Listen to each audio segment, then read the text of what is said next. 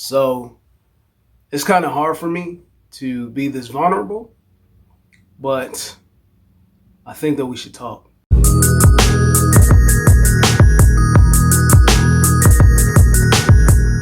Welcome everybody, I'm RJ of the Nerdy Brew, and here on this channel we talk TV, movies, and everything in between, all while drinking a cup of coffee. Now if you like one of those things or all of those things, why don't you consider subscribing, and hit that notification bell and becoming a fellow Brewster. So today, fellow Brewsters, this is a coffee talk on Black men and mental health. And I just want to be honest, is that the intention for this channel was to be created for levity and escapism, and also to grow a community for like-minded ones. I just want to address this and move forward in a positive way, and just bringing it home to the issue, make positive steps towards it. I've been struggling with my mental health for quite some time. My friends and family know to a certain extent, but for me to be totally public and honest about it, I've been really hesitant to do so. There's a fact that there's people who use the wordage or the phrase of man up or don't be a fruitcake, all of those masculine social concepts of bottling things in or keeping it to yourself. I've adapted to it. I've applied it to myself personally. But I want to start the conversation just to say that it's okay to not be okay. Mentally, I'm dealing with a cluster. I was in an accident from an uninsured teenager I never recovered from. I've dealt with unprovoked incidents with police. I've had an abusive family member. I was in an abusive relationship. I'm a single parent that has a slew of issues all in itself. I've dealt with regular racism on multiple facets when it comes to work, skin color, job choices, all of that. Look at me. Of course I have. And then I'm hurt about my own personal development.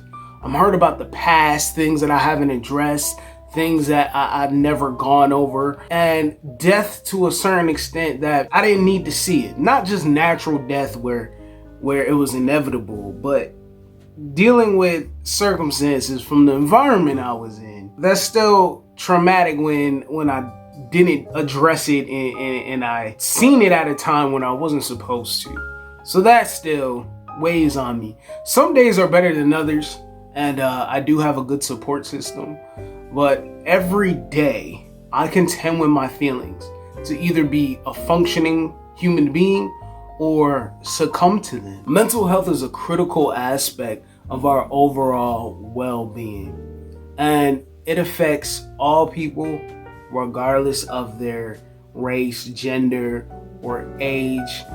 Anyone and everybody can be affected by it. However, mental health issues is often stigmatized, and this is especially true within the Black community. It's important to recognize Black men face unique challenges when it comes to mental health. Many Black men grow up in environments where they're taught to be strong, stoic, and unemotional. We're told that vulnerability is a weakness and that we must be tough to survive in a world that seems to be against us. Those societal pressures can make it difficult for Black men to open up about their feelings and seek the help, and when they're struggling with their mental health issues. Did you know that Black men are more likely to die by self-deletion more than any other demographic? This is a shocking fact, and that it highlights the urgent need for greater awareness and the support of Black men's mental health. Studies have shown that Black men are less likely to seek out mental health treatment more than other groups due to it being stigmatized and the lack of access to care. This means that many Black men are suffering in silence. That's why I'm speaking about it now, because I was one of those people. And without the support and the resources, we need to get into a place that we'll be able to manage our mental health to move forward successfully. The lack of support can be devastating consequences to the Black men with mental health issues are definitely increased by death in itself, with self-deletion and other mortalities such as homicide or overeating, cardiovascular, diabetes, such those things, alcoholism, to that turns into gout and turns into losing limbs, turns into high cholesterol and all of these other things, for not having the mental support, emotional support to express in a positive way, that it ends up coming back upon us in a negative way. These disparities are particularly stark when it comes to any other demographic within the US. It's a complex issue. Its roots in systematic racism, poverty, and other forms of social inequality. This is a Khalif broader story. His picture is in the thumbnail, but it's one that brings to light the most pressing issues facing Black men in our society. He had an unjust incarceration, and that trauma that he endured had him have a tragic ending where he took his own life, and it just had to go to a point where it brought an urgent need and greater awareness to the support of Black men's mental health. For those who may not be aware of Khalif's story, he was a young Black man from the Bronx who was falsely accused for stealing a backpack, and then he spent 3 years in Rikers Island. And in that jail, he was mostly in solitary confinement and waiting for a trial that never came. He was released without ever being convicted, but the trauma that he endured while being incarcerated followed him for the rest of his life. Khalif ultimately died by self-deletion, and only at the age of 32, after struggling with his depression and PTSD. Khalif's story is not unique. Black men in our society face disproportionate levels of stress, trauma, discrimination that can take severe toll on a person's mental health, from the school to prison pipeline to racial profiling, police violence, racial disparities, systematic injustices. They're all facing Black men, and they create significant barriers to the well-being and success of proper treatment to their mental health. These characters in these shows, they were able to move the needle forward marginally, but it's a start in having this conversation on mental health.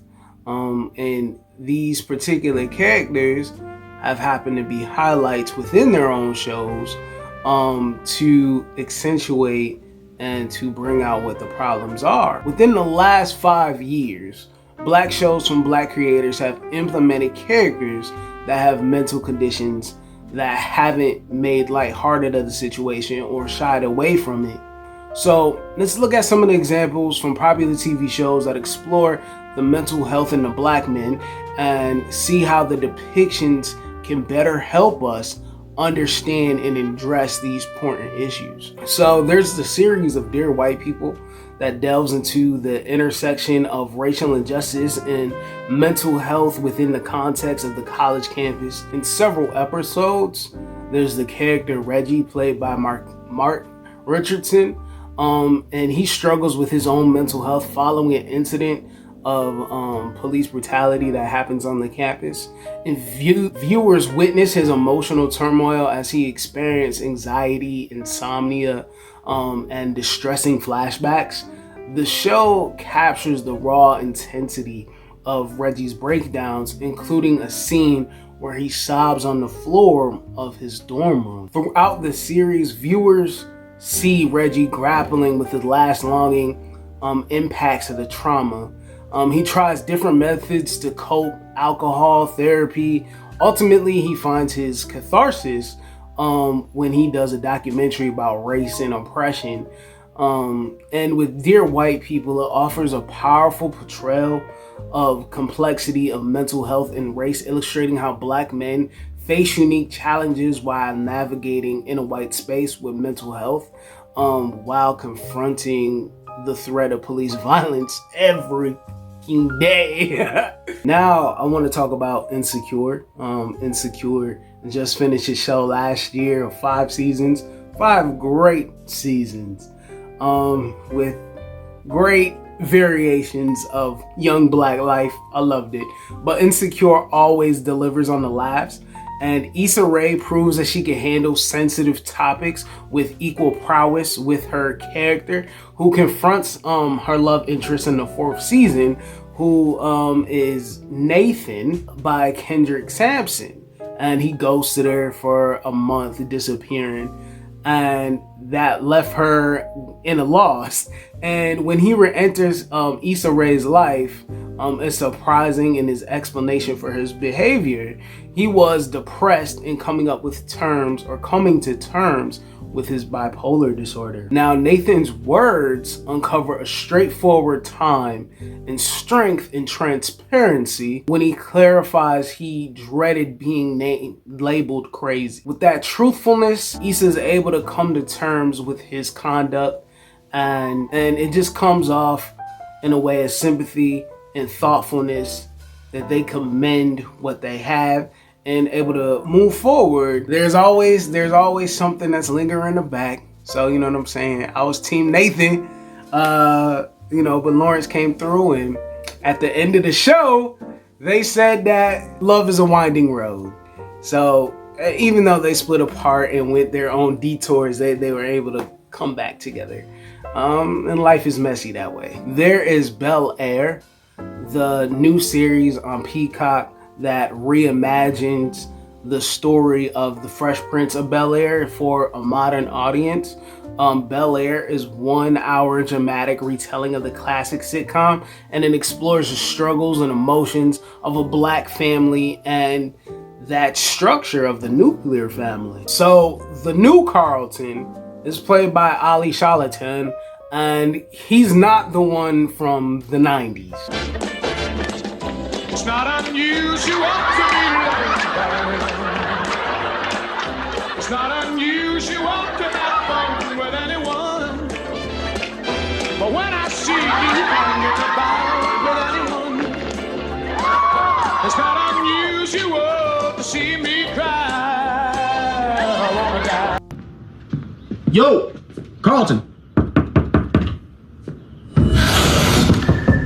He's constantly battling with his anxiety and panic attacks that seem to come out of nowhere, leaving him feeling overwhelmed and powerless. So despite feeling this way, he finds it difficult to talk about his struggles with his loved ones and afraid of being judged and misunderstood. So with that, instead of just verbally and communicating and being vulnerable, instead he turns into substance abuse to ease his anxiety. Yo, Carlton. Carlton. Yo, Carlton, yo, what is wrong with you? Even though he knows that it's not a healthy coping mechanism, he feels like he's stuck within a cycle of fear and self-doubt and insecurity, trying to meet the expectations of others while he's continually falling short. After he brings these issues to his family and others around him and puts a place for him to navigate his challenges honestly, so they can contend it all together. The most recent episode, he did relapse, but that's okay, because every day is a journey and you have to take one step at a time, even though that you can fall. Why do we fall, sir? So that we can learn to pick ourselves up. So I want to talk about Montrose from the show of Lovecraft Country. Montrose was played by the late, great Michael K. Williams, and he's an analog for multiple aspects of the struggle as a black man, for certain aspects that I can't relate to, but him as an example covers multiple standpoints and paradigm. Montrose Freeman's character in Lovecraft Country is depicted as a victim of generational trauma, and he has passed that trauma down to his son Atticus, Tick, played by Jonathan Majors. Shit.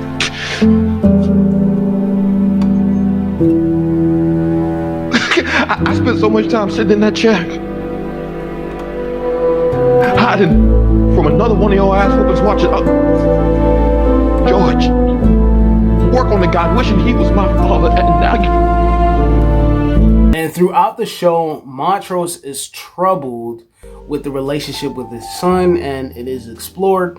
And it becomes clear that he has a difficult time expressing his emotions and connecting with Atticus, and due to his own traumatic experiences.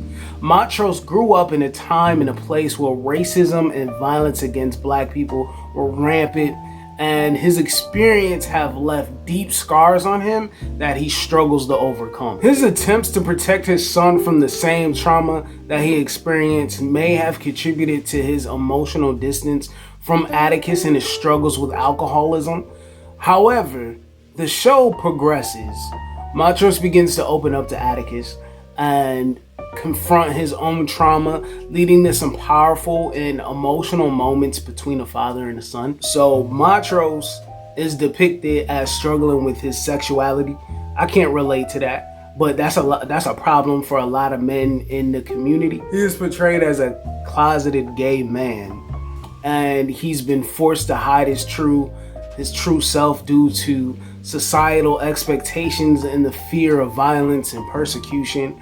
Montrose struggles with his own sexuality is a significant part of the character's arc. Wait, I'm sorry.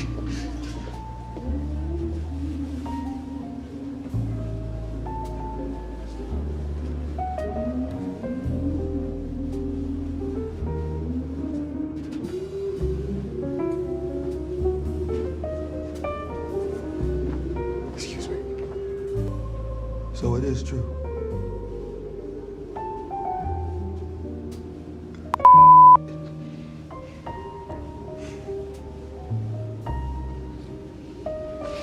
I'm still your goddamn daddy! And you respect me! Get out of here! You get out! Don't you ever call me out my fucking name!